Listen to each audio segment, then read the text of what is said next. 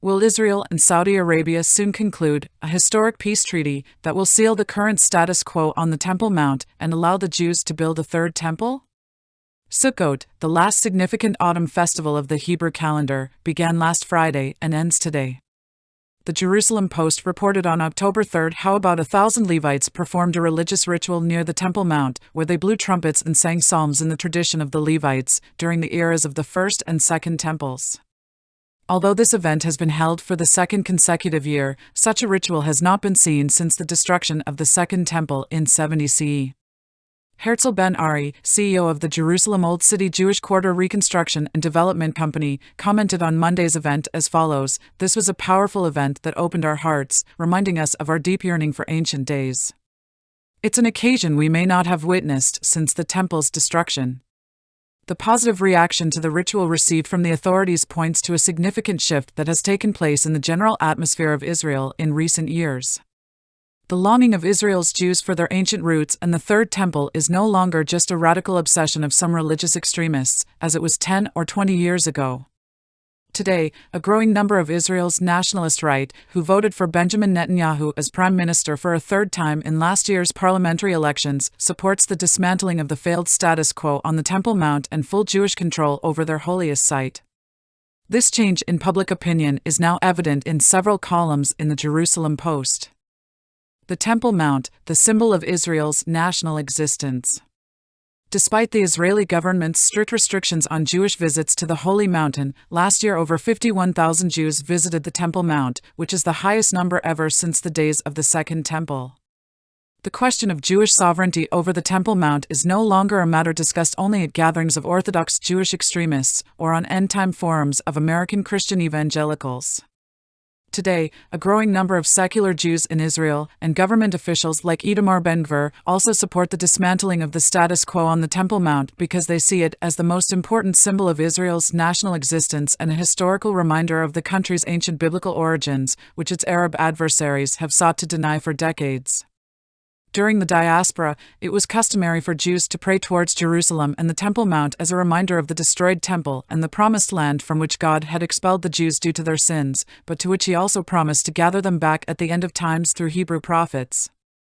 The name of the Israeli national ideology, Zionism, is derived from Mount Zion, which originally referred to the Temple Mount, the holiest place for Jews on earth. Therefore, Palestinian Arab propaganda, which has used the much more questionable connection of Islam to the Temple Mount as a justification for their decades-long violence against Jews, has fueled an increasing number of secular Jews to support the complete takeover of the Temple Mount from the Islamic Waqf, controlled by the Jordanian king. Interestingly, Jerusalem is not mentioned once in the Quran, and its only reference to Al-Aqsa or the farthest mosque is believed by historians to refer to a mosque in the village of Juwarana in Saudi Arabia, located about 30 kilometers northeast of Mecca. The coming temple. Temple Mount has been under the de facto control of Israel since the Six-Day War of 1967. However, de jure, its administration still belongs to Jordan, and for this reason, the Israeli government has had to adhere to strict restrictions imposed by the Waqf, which prohibit Jewish or Christian prayer on the Temple Mount, as well as the display of Israeli national symbols such as the Israeli flag. If someone violates these restrictions, the Israeli police usually detain their own citizens for doing so. As long as the status quo that has been in place since 1967 remains, we will not see the construction of the Third Temple by the Jewish people. Once Israeli Jews have full citizenship rights to pray aloud, blow the shofar, sing Hatikvah, or display national symbols on the Temple Mount, they will have equal rights to build a third temple there, next to the Dome of the Rock or the Al-Aqsa Mosque. There is indeed enough space on the site for even a cathedral. Biblical prophecies make it clear that before the public return of Jesus to the Mount of Olives in Jerusalem, there will be a third temple, as the following passages indicate. Forces from him, i.e. the Antichrist, will arise, desecrate the sanctuary fortress, and do away with the regular sacrifice. And they will set up the abomination of desolation. Daniel 11 verse 31. No one is to deceive you in any way.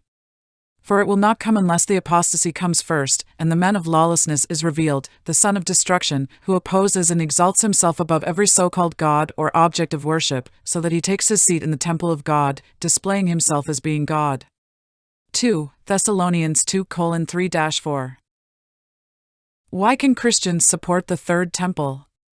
Our early church fathers soon after the destruction of the Second Temple taught that the Antichrist would build a third temple in Jerusalem and declare himself as God. However, it's important to note that the mentioned Bible verses and similar ones do not actually state that the Antichrist himself would be the one to order the construction of the third temple. On the contrary, he will defile it and persecute the Jews in Jerusalem. Paul also does not refer to the third temple as the temple of Antichrist but as the temple of God. In order for the Antichrist to defile or desecrate the temple itself must be holy to the God of Israel. That is why Daniel calls it a sanctuary that will be cleansed at the end of the 2,300-day desecration, Dan 8:14. Prophet Isaiah also mentions a temple in Jerusalem that will stand during the Messianic era of global peace and abundance when all the nations will stream to it. And many peoples will come and say, "Come, let's go up to the mountain of the Lord, to the house of the God of Jacob, so that he may teach us about his ways, and that we may walk in his paths. For the law will go out from Zion and the word of the Lord from Jerusalem.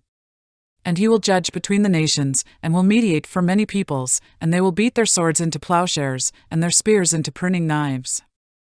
Nation will not lift up a sword against nation, and never again will they learn war." Isaiah 2 verses 3-4.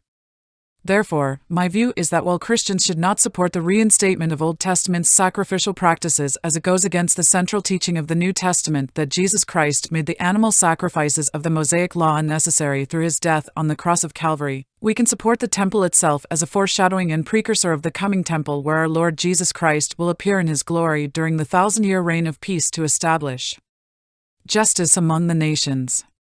Furthermore, if Christians do not support the rights of the Jews to control their holiest site and the establishment of their temple, then we are siding with the Antichrist who will defile the Jewish temple, attack the Jews in Jerusalem, and allow half of the holy city to be trampled by the Gentiles. Zechariah 14 verse 2, Dan 8:11-14, 11:31, Matt 2400 hours 15, Revelation 11 verse 2. Therefore, it is misleading to refer to the third temple as the temple of Antichrist as if the Antichrist is a friend of the Jews and their temple. Yes, he may pretend to be a friend of the Jews at first, as Charles has done, but ultimately he will reveal his true colors. So, just as the Persian pagan king Cyrus the Great, referred to as the Anointed One in Isaiah's prophecies, Isaiah 44 verse 28, ordered the construction of the Second Temple of Jerusalem in 537 BC, it is possible that the erection of the Third Temple will be in the same way authorized by a pagan leader who is friendly to the Jews now. Who is today's Cyrus the Great? It could be, for example, President Donald Trump, whom Israeli Prime Minister Benjamin Netanyahu has often compared to Persian King Cyrus, if he is re-elected for a second term in next year's presidential elections. It is also possible that the temple would be built even before Trump's possible return to the presidency, and that instead of Trump, this modern-day Cyrus the Great would be Saudi Arabia's 38-year-old Crown Prince Mohammed bin Salman, or more familiarly known as MBS.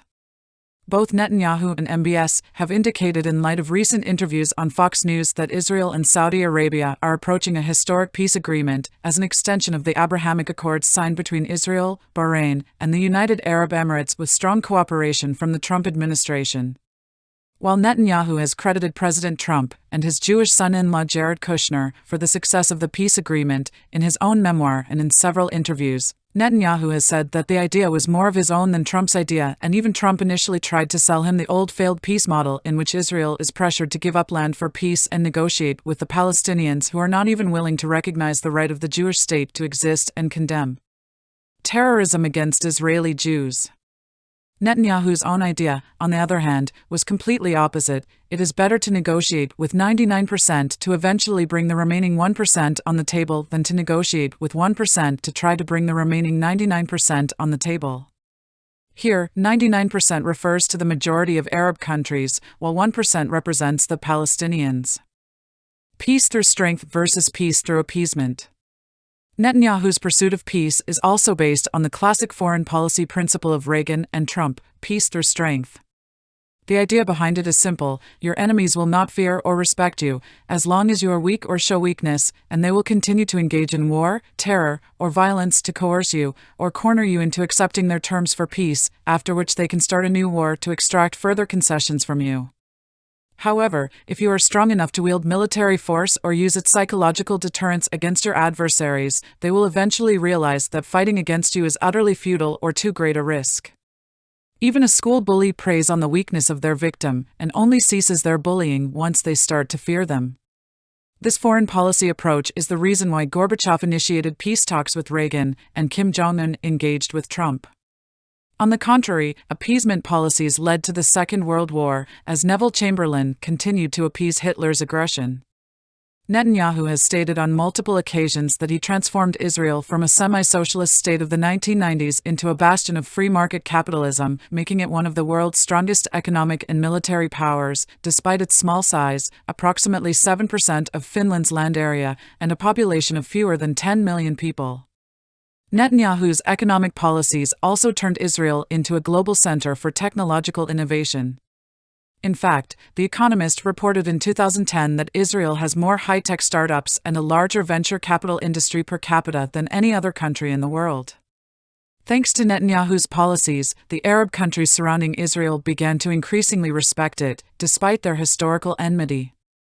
Countries like Saudi Arabia also realized that majority Sunni Arab nations and Israel share a common enemy in the Shiite-led theocratic Iran, and that only Israel would be a reliable ally against Iran's aggression, as the U.S. government's stance toward Iran remains unreliable and unpredictable, changing with each new administration.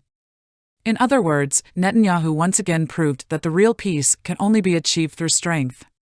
When you are strong, your enemies will respect you and see cooperation as an opportunity to further mutual national interests. Peace cannot be achieved by appeasing your enemies. Israel already made that mistake during the governments of Rabin, Peres, Barak, and Sharon when it caved into international pressure and relinquished the territories it had occupied during the Six-Day War, returning them to the Arabs. As Rabin, Peres, and Barak negotiated with Yasser Arafat under the Oslo peace agreements in the 1990s, their gesture of territorial concessions was met with the launch of the Second Intifada, a violent Palestinian uprising and wave of terrorism at the turn of the millennium. Simultaneously, terrorists also attacked the Twin Towers in New York City. When Ariel Sharon's government withdrew from Gaza in 2005, the Palestinians expressed their gratitude by electing Hamas into power, which began launching thousands of rockets at Israeli cities, although Israel successfully intercepts most of them with its Iron Dome missile defense system. Netanyahu's roadmap to peace took a different approach.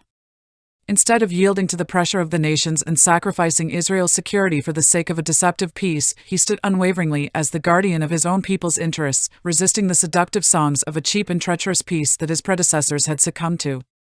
True peace cannot be built on compromises and continual retreat, especially when your enemy has shown their unwillingness for peace after repeated sincere attempts. By standing unwavering as the guardian of Israel's national security and elevating a nation of less than 10 million people to become a global leader in economy, military, and technology, Benjamin Netanyahu has compelled the surrounding Arab countries, once its greatest enemies, to shake hands with him and normalize their relations with the Jewish state. By negotiating first with the 99%, Netanyahu's goal is to eventually bring in that 1% as well. Although the Palestinians currently oppose the peace negotiations between Israel and Saudi Arabia, as they have opposed almost all peace initiatives since the establishment of Israel, eventually they will have to backtrack on their own demands because they no longer have the support of the wider Arab world or major powers. The only reason Holocaust denier Mahmoud Abbas, who recently claimed that Hitler was not an anti-Semite and hinted that the Holocaust was a justified genocide, can still demand a Jew-free Palestinian state with a shared city of Jerusalem is because he has the support of many major powers and respected international institutions for such anti-Semitic demands. Unlike 30 years ago with the Oslo agreements, Israel can now negotiate from a position of strength. In other words, Palestinians and their Arab allies need a peace agreement with Israel more today than Israel needs a peace agreement with Arabs. The whole world is beginning to wake up to the reality that the over 30-year-old peace process has not brought peace to the Middle East, and the situation will continue the same way for the next 30 years unless visionary leaders like Netanyahu or MBS change the course of history soon and offer us new effective solutions. But if Bibi and MBS manage to forge some kind of agreement, Netanyahu said in his speech at the UN that this could happen within the next few months, would it continue with the same old peace plan for the Israel-Palestine conflict, which has repeatedly reached a deadlock, or would it offer a radically new vision for achieving peace in the Middle East? Saudi Arabia's access to the Temple Mount. The old two-state peace model is already familiar to all of us. Israel would withdraw from Judea and Samaria, also known as the West Bank, and would also hand over East Jerusalem as the capital of the Palestinian state. Most likely, Saudi Arabia has not completely let go of the two-state peace plan. However, the hottest issue in the Israel-Palestine conflict at the moment is undoubtedly the status of the Temple Mount. The January visit to the Temple Mount by Itamar Ben-Gvir, the national security minister of Netanyahu's government, made international headlines and became the topic of an emergency session at the UN Security Council. Ben-Gvir has publicly demanded the termination of the status quo on the Temple Mount.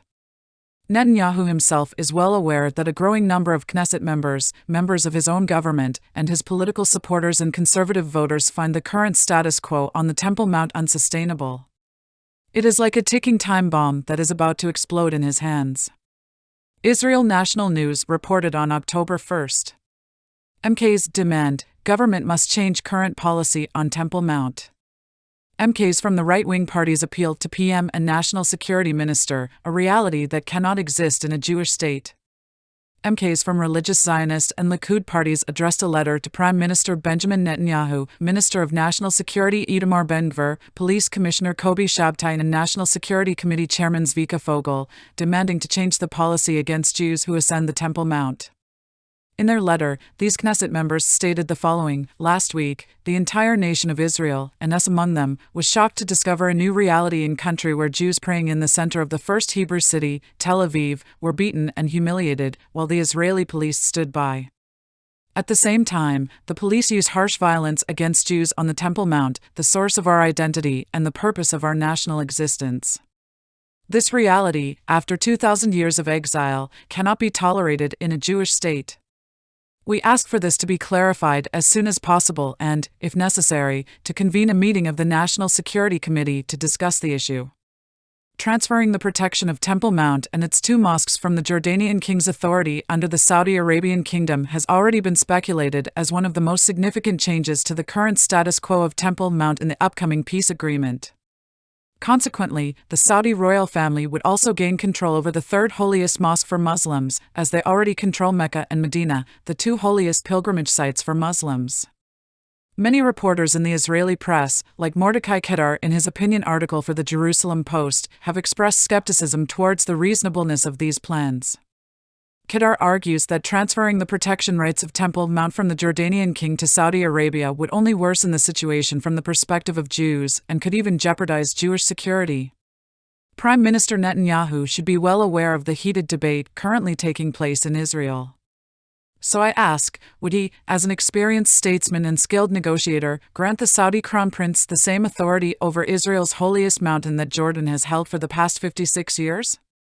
Among today's conservative Jews, that 56-year-old error is already considered one of Israel's most foolish and fateful foreign policy missteps, when Moshe Dayan, the one-eyed military leader who occupied the Temple Mount, ceded it back to Arabs in the aftermath of the Six-Day War.